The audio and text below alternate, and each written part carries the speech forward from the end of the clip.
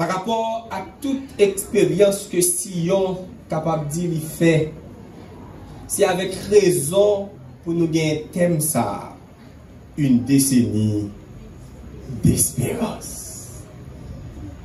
Et Sion espérait pendant toute cette période.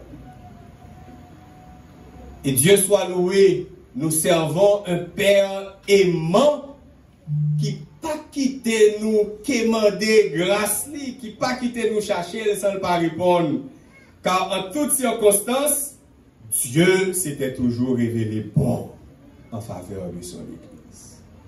Nous bénissons le nom du Seigneur pour cela. Et chers frères bien-aimés, laissez-moi vous dire que tout au long de cette période d'espérance, Sion a aussi compris que vivre dans l'espérance, c'est aussi vivre pleinement sa foi. C'est vivre sa foi. Car une vie d'espérance sans foi est une vie vide, sans orientation, sans détermination. Et on a aussi compris que durant l'existence de Sion, que Dieu n'a jamais été passif face à nos attentes. Car dans chaque situation, côté que cœur nous tournait vers lui-même, il était toujours prêt à ouvrir sa main bénie pour nous secourir. Et par-dessus tout, Sion a compris que vivre dans l'espérance, c'est aussi préparer un peuple à voir Jésus. Un peuple qui rencontrera le Seigneur face à face. Bientôt, très bientôt. Et c'est exactement ces trois points que nous allons voir rapidement, sœurs et frères bien-aimés. Le texte de base se trouve en 2 Pierre chapitre 3, les versets 8 à 15, que je vous invite à relire avec moi. Et ce texte nous dit ce qui suit. Mais il est une chose, bien-aimés, que vous ne devez pas ignorer. C'est que devant le Seigneur, un jour est comme 1000 ans, et 1000 ans sont comme un jour. Le Seigneur ne tarde pas dans l'accomplissement de sa promesse, comme quelques-uns le croient, mais il use de patience envers vous, ne voulant pas qu'aucun périsse, mais voulant que tous arrivent à la repentance. Le jour du Seigneur viendra comme un voleur. En ce jour, les cieux passeront avec fracas, les éléments embrasés se dissoudront, et la terre, avec les œuvres qu'elle renferme, sera consumée. Puisque donc toutes ces choses doivent se dissoudre, qu'elles ne doivent pas être la sainteté de votre conduite et votre piété, tandis que vous attendez et hâtez l'avènement du jour du Seigneur de Dieu, à cause duquel les cieux enflammés se dissoudront et les éléments embrasés se fondront. Mais nous attendons, selon sa promesse, de nouveaux cieux et une nouvelle terre où la justice habitera. C'est pourquoi, bien-aimés, en attendant ces choses, appliquez-vous à être trouvés par lui sans tache et irrépréhensible dans la paix. Croyez que la patience de notre Seigneur est votre salut, comme notre bien-aimé frère Paul vous l'a annoncé, écrit selon la sagesse qui lui a été donnée. Vivre dans l'espérance, c'est l'invitation que mon Dieu lui-même y fait à nous chaque indistinctement. Et tous, nous devons au jour le jour avoir à l'esprit que quelque chose de grand va se passer. Et cela, il concernait le retour en gloire de notre Seigneur et Sauveur Jésus-Christ, car lui-même, il l'a dit, je viens bientôt. Il faut vivre dans l'espérance. Vivre dans l'espérance. Il est vrai qu'on dit que l'espoir est un bon petit déjeuner, n'est-ce pas? Mais un très mauvais souper. Car quand on espère et que rien ne se passe, qu'est-ce qui arrive? On est déçu, comme pour ses frères, avec le grand désappointement, n'est-ce pas? Avec le grand désappointement. Et en ce sens, il est important de souligner que lorsque nous vivons dans l'espérance en rapport à ça que bon Dieu lui-même il prévoit et promet pour lui faire, il faut que nous vivions avec la sagesse de Dieu.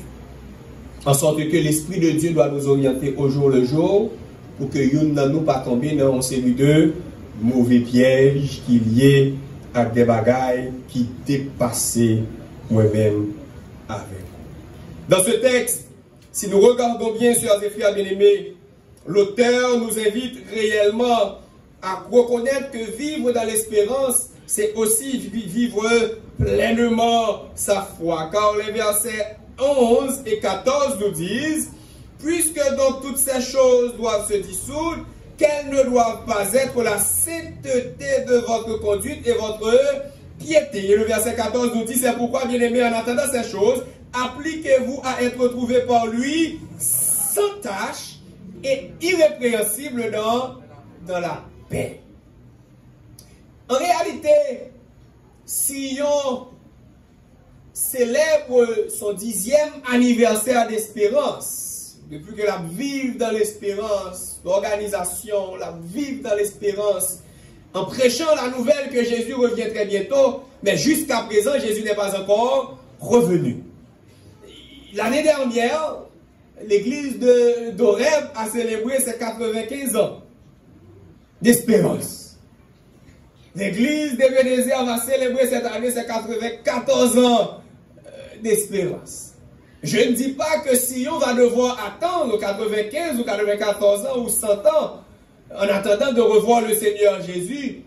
Mais il est important de reconnaître que la notion qu'il y ait avec le temps de l'accomplissement de notre espérance, il dépasse nous et tout cela revient à Dieu.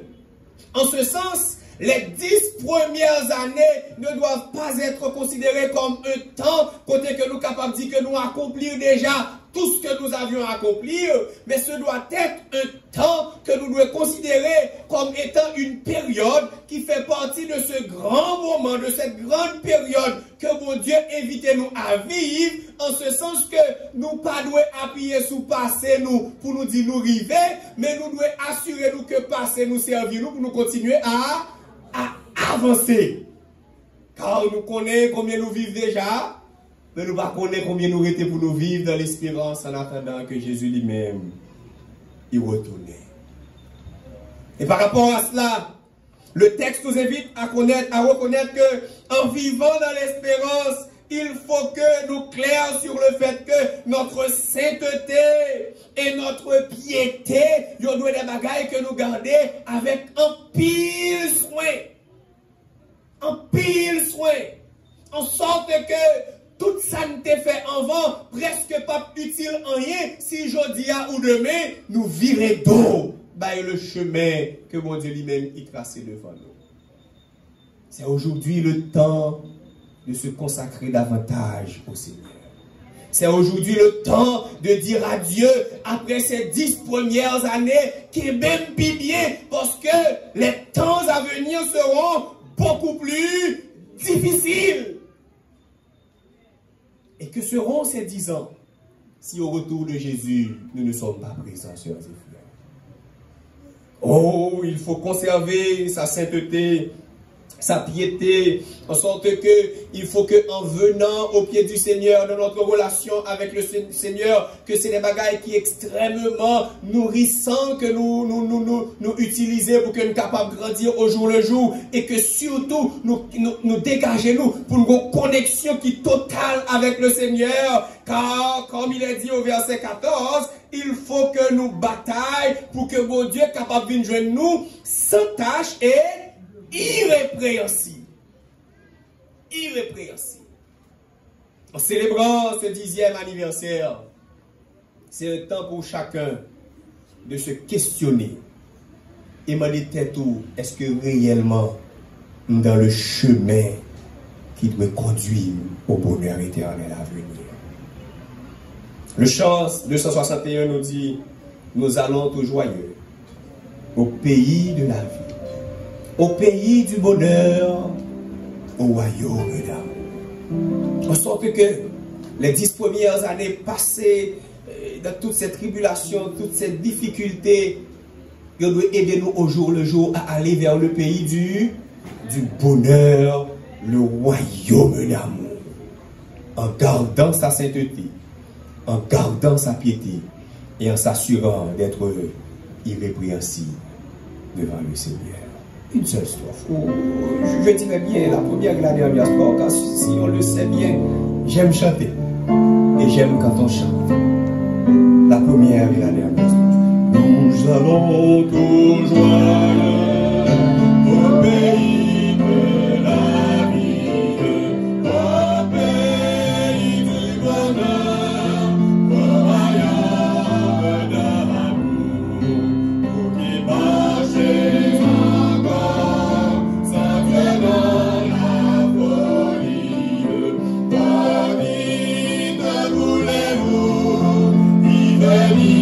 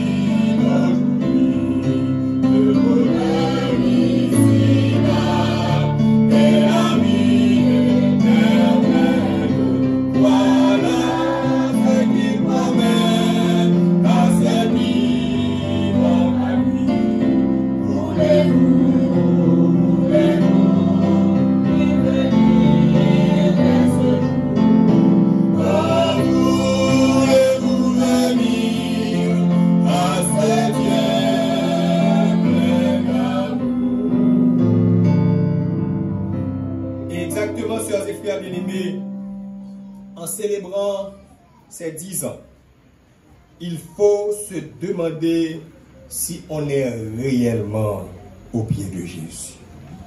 Si notre cœur est réellement attaché à ce Dieu.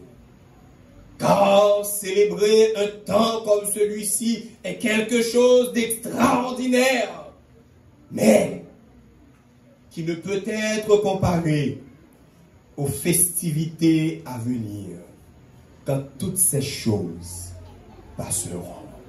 Oh, bien-aimés dans le Seigneur, examinez-vous et posez-vous la question, est-ce que vous conservez réellement la sainteté de votre conduite et votre piété? Est-ce que vous êtes sans tache et irrépréhensible devant Dieu? Questionnez-vous en ce sens et demandez à Dieu de vous donner la grâce de vous consacrer entièrement à lui. Le texte souligne aussi pour nous le fait que Dieu, tandis que nous vivons dans l'espérance, n'est pas passif face à nos attentes, n'est pas passif face à nos besoins, n'est pas passif face à nos prières, mais Dieu est là, il est bien présent, il agit en notre faveur, car le texte nous dit ouvertement au verset 9, le Seigneur ne tarde pas dans l'accomplissement de sa promesse, comme quelques-uns le croient, mais il use de patience envers nous, ne voulant qu'aucun périsse, mais voulant que tous arrivent à la repentance. Peut-être que plusieurs pourraient dire que, disant qu'il use de patience, le texte veut nous faire comprendre que, mon Dieu, croisez bras l'attente qu'il est venu venir à lui-même. Mais l'autre partie de ce verset corrige cela en disant que non seulement il use de patience, mais cette patience touche le fait que Dieu ne veut pas qu'aucun périsse, mais que tous arrivent à la repentance. Et nous le savons bien, le vouloir et le faire, c'est encore l'Esprit de Dieu qui les produit en nous. La volonté d'être sauvé, le désir de rechercher Dieu, le désir de revenir à Dieu, c'est encore poussé par l'Esprit de Dieu que ça a créé dans nous-mêmes. En sorte que Dieu use de patience tout en faisant preuve d'amour envers nous. Laissez-moi vous dire, sœurs et frères bien-aimés, en s'attachant au Seigneur ici à Sion, ce n'est pas de votre volonté que ça vient. mais c'est encore l'amour de Dieu qui t'appelle, comme le chant le dit. Lorsque dans ma souillure, sans bonheur et sans paix, dans une voie impure, loin de Dieu, marchait, tout l'amour du calvaire, à moi s'est révélé, terrassant l'adversaire, brisant mon cœur souillé, car l'amour de Jésus m'est doux. Chaque jour, il m'est plus doux. Amour qui me presse, d'inviter sans cesse, tous au divin rendez-vous. C'est encore l'Esprit de Dieu qui veille sur nous.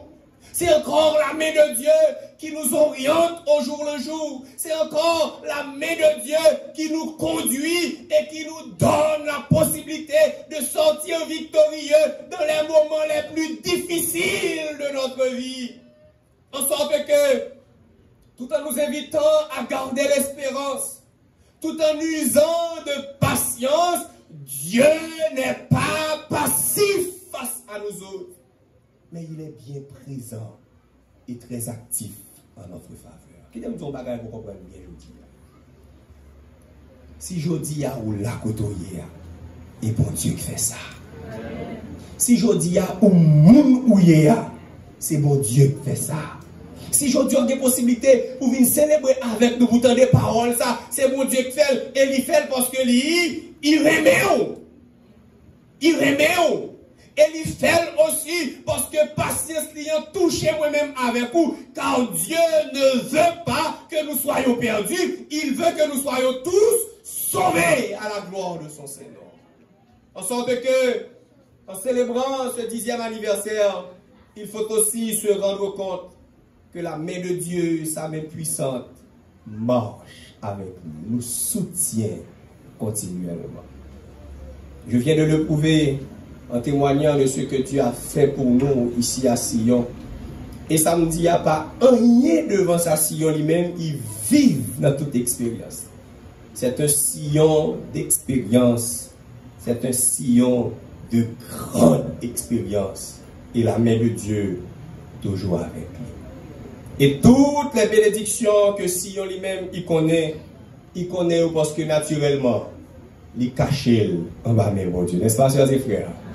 Toutes les bénédictions, les grâces que Sion lui-même ils vivent parce qu'il cache en bas d'elle l'Éternel des armées. Comme le chant le dit au 515, que je ne peux m'empêcher d'exécuter avec vous.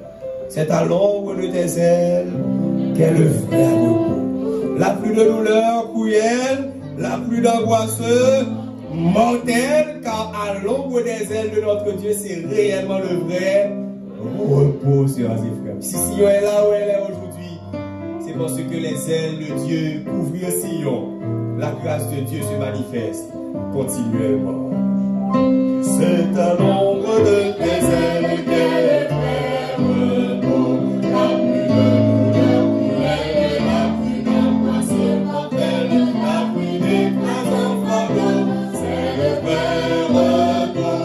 La plus d'écrasant fardeau, c'est le vrai repos. Vrai repos, mais parfait et bonheur, sous les ailes du Seigneur, vrai repos.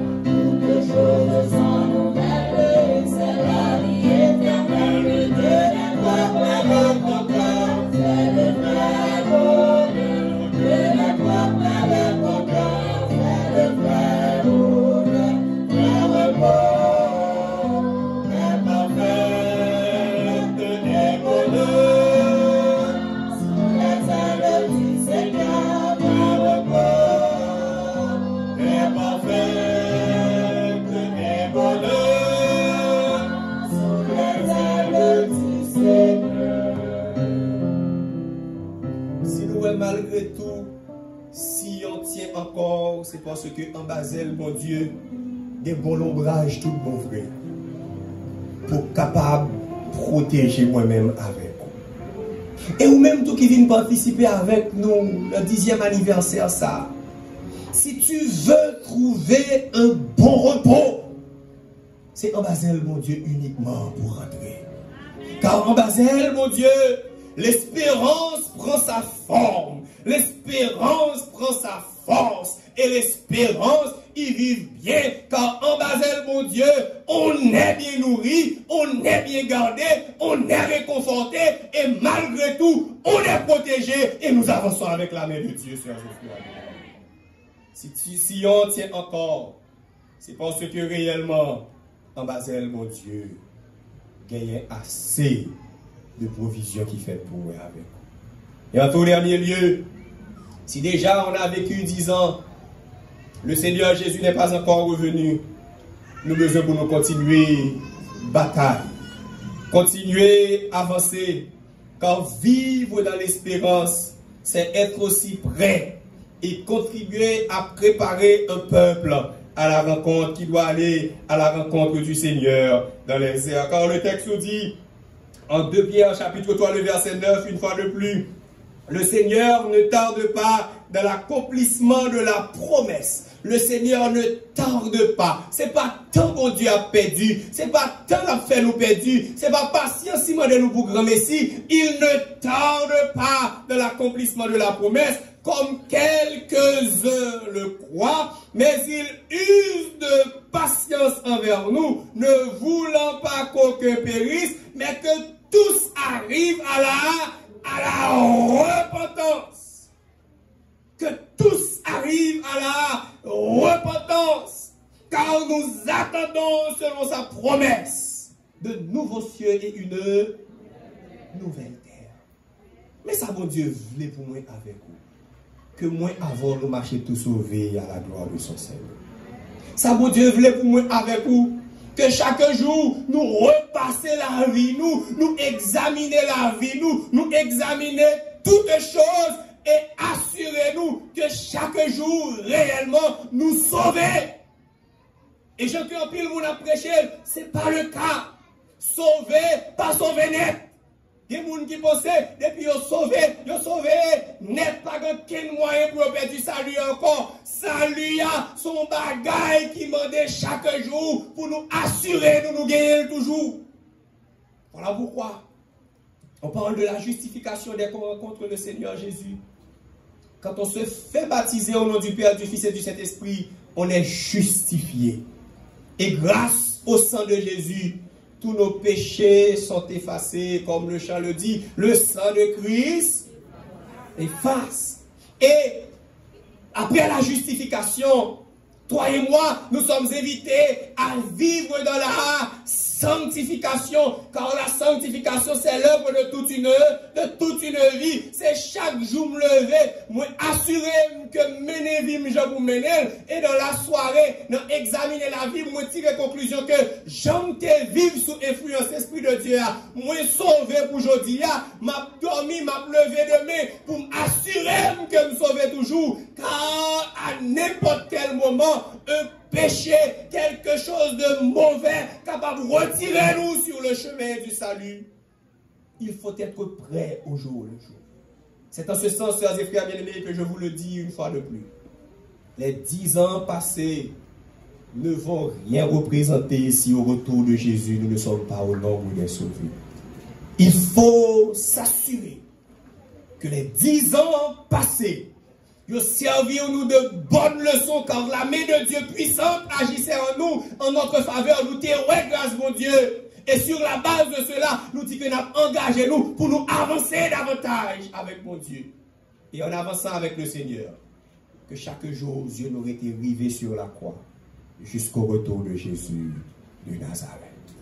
Bien-aimés dans le Seigneur, comme le chant le dit, c'est le dernier qu'on va exécuter. Le tout dernier. On va chanter la première et la dernière strophe. Ce chant trouvé au 535, que certainement, comme on me l'a dit, plus d'un ne connaissent pas. Et ce chant nous dit, Seigneur, que la terre entière s'éveille à ta grande voix. Et je dirais bien, Seigneur, que Sion dans son ensemble s'éveille à ta grande voix et se lève à la lumière qui rayonne de ta croix. Après la nuit, vient l'aurore. Voici l'heure du réveil. Que toute âme ici à Sion, que tous ceux qui ont participé à ce culte du 10e anniversaire, capables eux-mêmes, aient le privilège de contempler et adorer celui qui est Dieu et se préparer à le voir face à face quand il fera son retour prochain. Bien-aimés dans le Seigneur, ma prière pour vous et pour moi, c'est que le Seigneur nous aide à mener notre vie selon sa volonté et à être prêt à voir le Seigneur Jésus face à face. Après avoir mené une vie difficile sur cette terre, que nous allons jouir des béatitudes sans fin dans l'éternité bienheureuse. Telle est ma prière pour vous, c'est pour moi. Seigneur, que la terre entière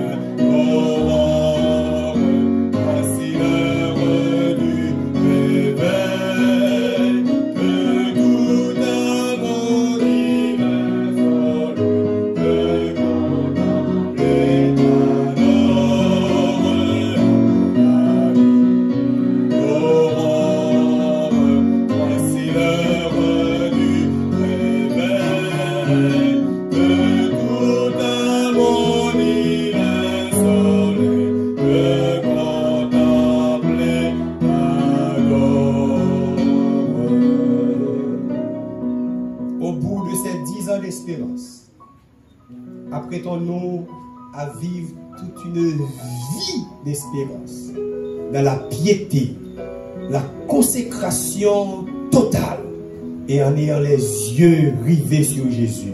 Car bientôt, très bientôt, le Seigneur va revenir. Que Dieu vous bénisse tous. Amen.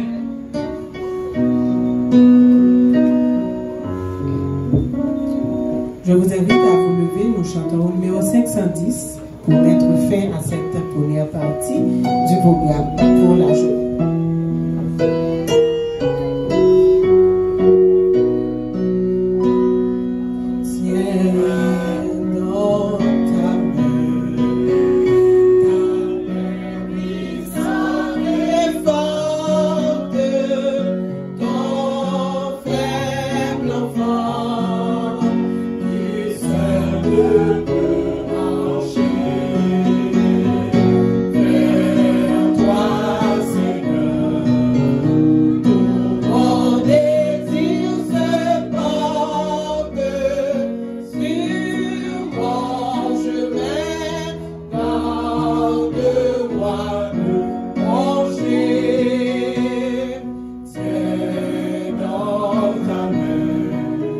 Tous les jours de ma